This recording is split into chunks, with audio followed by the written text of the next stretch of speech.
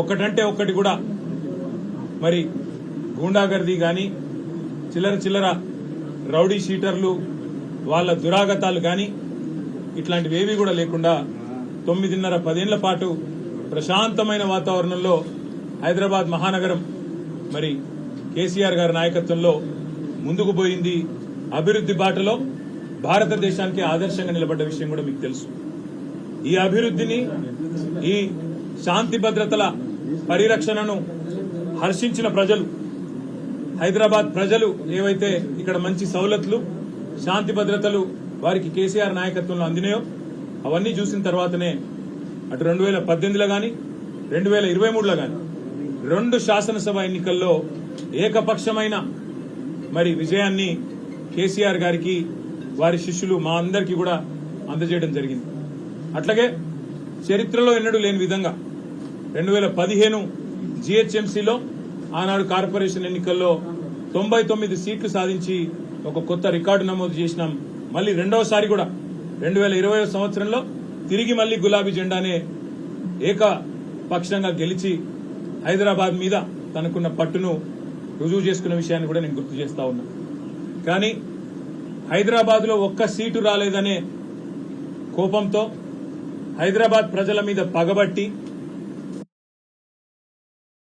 వాతావరణాన్ని చెడగొట్టైనా సరే మరి ఇక్కడ ఉండే నాయకులను, ఇక్కడ ఉండే మా సోదరులను రెచ్చగొట్టి అవసరమైతే శాంతి భద్రతల సమస్య సృష్టించైనా సరే ఈసారి గూండాగర్దీతోని, చిల్లర రాజకీయంతోని గెలవాలనే ప్రయత్నం కాంగ్రెస్ పార్టీ చేస్తున్నట్టుగా కనబడతా ఉన్నది. నిజంగానే నిన్న మొన్న ఎవరు అంటే నేను నమ్మలేదు. హైదరాబాద్ లో పిచ్చి కుక్కలు పెరిగిపోయినాయి, కానీ ముఖ్యంగా మల్కాజ్గిరిలో పిచ్చి కుక్కలు బాగా పెరిగినట్టున్నాయి. లేకపోతే ఎవడన్నా మెడ మీద తలకాయ ఉన్నాడు గంటసేపు వచ్చి మల్కాజ్గిరి చివరస్తాల గుండగాలను వేసుకొచ్చి గంటసేపు ఇక్కడ ట్రాఫిక్ జామ్ చేస్తూ నేను ఇక్కడికి వచ్చినా నువ్వు రా అని చెప్పి బస్తీ మీద సవాల్ అని చెప్పి చిల్లర రాజకీయం చేస్తుంటే ఏం చేస్తున్నది పోలీస్ యంత్రాంగం అని నేను అడుగుతున్నా. మా ఎమ్మెల్యేలను అరెస్ట్ చేసుడు కాదు, మా నాయకులను హౌస్ అరెస్ట్ చేసుడు కాదు, ఏం చేస్తున్నారు మీరు ఈ గుండాగాళ్లకు నియంత్రించడానికి నేను అడుగుతా ఉన్నా. ఇలా ఒకటే మాట నేను అనేది, అసలు ఏమి అధికారం ఉన్నది కాంగ్రెస్ పార్టీ నాయకులకు మల్కాజ్గిరిలో? ఇవాళ ఇక్కడ ఎమ్మెల్యే గారు బీఆర్ఎస్ పార్టీ నుంచి ఉన్నారు, గౌరవ కార్పొరేటర్లు ఉన్నారు, సబితా అనిల్ కిషోర్ గాని, మా సోదరి విజయశాంతి శ్రీనివాస్ రెడ్డి గాని, మా వాళ్ళందరూ ఉన్నారు. వాళ్ళందరూ ఏ ప్రోగ్రాంకు పోయినారు? దేవుడికి గుళ్లకు చెక్కులిచ్చే కార్యక్రమానికి పోతే అది కూడా కావాల్సుకొని మీ అడ్డాల పెట్టుకొని ఆడ వీరికి పందలైన మీ అనుచరులను పెట్టి, గూండగాలను పెట్టి మా వాళ్ళ మీద దాడి చేయించి ఏం చేయదలుచుకున్నారని నేను అడుగుతా ఉన్న కాంగ్రెస్ పార్టీ నాయకులను, ఈ చిల్లర గూండగాలను. ఒకటి గుర్తుపెట్టుకోండి, అధికారం ఎవడి అబ్బసొత్తు కాదు, అధికారం ఎవడికి శాశ్వతం కాదు. మళ్ళా మా టైం వస్తుంది. ఇవాళ కట్టు బానిసల్లాగా పనిచేస్తున్న అధికారులు ఎవరైతున్నారో నేను వాళ్ళకి చెప్తున్నా, ఇలా రాసి పెట్టుకోండి.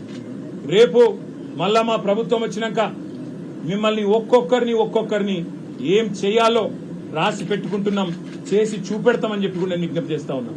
మీరు కట్టు బానిసల్లాగా పనిచేసి ఇవాళ మా రాము యాదవ్ మీద 1 కాదు 2 కాదు 7 ఎఫ్ఐఆర్లు చేసిండ్రు. జగదీష్ గౌడ్ మీద చేసిండ్రు, చిన్న యాదవ్ మీద చేసిండ్రు, మా సబితమ్మ మీద, మా కార్పొరేటర్ గారి మీద దాడి చేసి ఇవాళ వారిని కూడా గాయపరిచింది. ఇదేనా రాజకీయం? ఇదేనా హైదరాబాద్ ప్రజలు కోరుకున్నది మీ నుంచి? మీకు దమ్ముంటే, చేతనైతే మాకంటే ఎక్కువ అభివృద్ధి చేయండి, హైదరాబాద్ లో చేసి చూపెట్టి ప్రజల మనసు గెలవండి. అంతేగాని గూండగాల లెక్క మల్కాజ్గిరి చివరస్తాలో కూర్చుంటాం, వచ్చినాం ఇక రా నువ్వు కూడా అని బస్తీ మీద సవాలని చిల్లర రాజకీయం చేస్తే హైదరాబాద్ ప్రజలు ఎన్నటికీ కూడా హర్షించరు. అందులో ముఖ్యంగా మల్కాజ్గిరి చాలా మంది విద్యాధికులు, విద్యావంతులు దేశంలోని వివిధ ప్రాంతాల నుంచి ఇక్కడికి వచ్చి ఉద్యోగాల కోసం, మిలిటరీలో పనిచేయడం కోసం, ఇంకా వేరే మరి పరిశ్రమల్లో పనిచేయడం కోసం ఇక్కడ వచ్చి స్థిరపడ్డ వాళ్ళు లక్షల సంఖ్యలో ఉన్న ఈ ప్రాంతంలో ఈ చిల్లర రాజకీయం, గూండాగర్దీని ఎవరు కూడా సహించరు. అసలు ఎక్కడ ఉన్నది ఈ రాష్ట్రంలో శాంతి భద్రతలు? ఇక్కడ ఉండే ఒక ఎక్స్ఎమ్మెల్యే డైరెక్ట్ గా పోయి సిద్దిపేటలో మా మాజీ మంత్రి హరీష్ రావు గారి క్యాంపు కార్యాలయం మీద దాడి చేసి అక్కడ ఉండే బోర్డులు ధ్వంసం చేసి హరీష్ రావును పెట్రోల్ పోసి తగలబెడతా అని చెప్పి బహిరంగంగా కెమెరాల ముందు మాట్లాడితే కేసులు పెట్టలేని సన్నాసులు, పిరికి పందలు ఈ రాష్ట్ర పోలీసులు. మీరు ఏమో అనుకుంటున్నారు కానీ పక్కాగా నేను చెప్తున్నా, రాసి పెట్టుకోండి. ఇవాళ శశిధర్ గౌడ్ అనే ఒక పిల్లగాడు రీట్వీట్ కొడితే ఆయన మీద కేసు పెట్టినరు, కానీ పెట్రోల్ వచ్చి తగలబెడతాను కాంగ్రెస్ చిల్లర నాయకుడు మాట్లాడితే వాని మీద కేసు ఉండదు. ఇదేనా నీ పోలీసింగ్? ఇదేనా పోలీసులు నడవాల్సిన పద్ధతి? అధికార పార్టీకి తొత్తులుగా కట్టు బానిసలుగా ఇదేనా పనిచేసే పద్ధతి అని నేను అడుగుతా ఉన్నా. ఇవాళ ఏకపక్షంగా లాగా పనిచేస్తున్నారో ఒక్కొక్కరిని ఏం చేస్తామో అధికారంలోకి వచ్చిన తర్వాత తప్పకుండా చేసి చూపెడతామని చెప్పి నేను విజ్ఞప్తి చేస్తున్నాను. ఒక్క రాష్ట్రంలో ఒక ఐపీఎస్ అధికారి మరి చివరికి ఆ రాజీనామా చేసిపోయే పరిస్థితి వచ్చింది ఇట్లాగే వ్యవహారం చేస్తే. ఇవాళ మా సోదరులు మా సోదరిమణులకు మొత్తం పార్టీ అండగా ఉన్నదని చెప్పేందుకే నేను కూడా ఇక్కడికి వచ్చిన. ఏ ఒక్కరి మీద ఒక చేయి పడ్డా, ఏ ఒక్కరి మీద దాడి జరిగినా మొత్తం రాష్ట్ర పార్టీ మొత్తం వస్తుంది. అందరం ఎమ్మెల్యేల మేము కూడా వదిలిపెట్టాం. ఆ తర్వాత జరిగే పరిణామాలకు ఈ రాష్ట్ర డీజీపీ, రాష్ట్ర ముఖ్యమంత్రి, రాష్ట్ర హోంమంత్రిగా ఉన్న వ్యక్తే బాధ్యత వహించాలని చెప్పి నేను హెచ్చరిస్తా ఉన్నా. ఇవాళ చిల్లర రాజకీయాలు చేసుడు కాదు, దమ్ముంటే మల్కాజ్గిరిలో పనిచేసి ఎలక్షన్లు వస్తాయి, వచ్చి చెప్పు ప్రజలకు ఏం చేసినామో చెప్పు.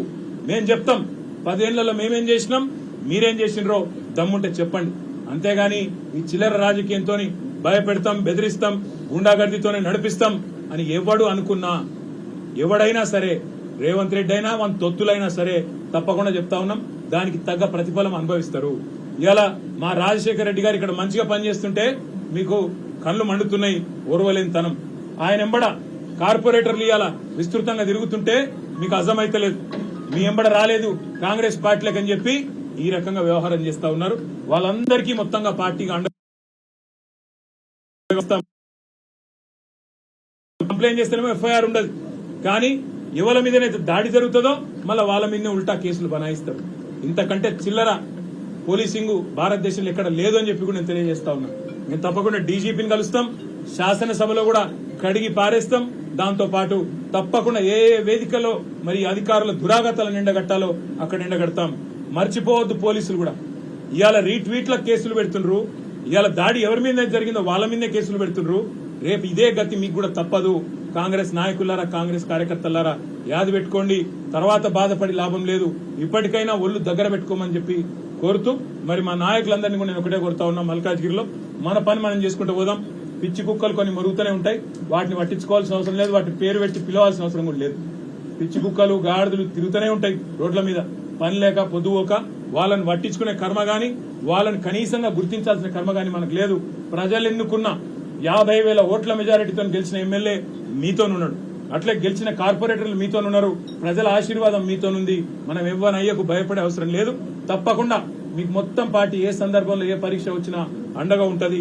మళ్ళా ఎప్పుడు ఏ అవసరం ఉన్నా ఒక్క ఫోన్ కొడితే మేమందరం వస్తాం, మీకు అండగా ఉంటాం. ఎవరు అధైర్యపడద్దని చెప్పి కూడా మా జిల్లా పార్టీ ప్రెసిడెంట్ గారు ఉన్నారు, ఇంకా మా మల్లారెడ్డి గారు, ఇంకా మా మిగతా నాయకులందరూ కూడా వచ్చిన వాళ్లకు ధన్యవాదాలు చెప్తూ పేరు పేరున మా కార్యకర్తలకు, నాయకులకు కూడా మీరందరూ ఈ ప్రభుత్వం మీద పోరాటాన్ని యథావిధిగా ఇట్లే కొనసాగించాలని చెప్పి కూడా కోరుతూ జై తెలంగాణ.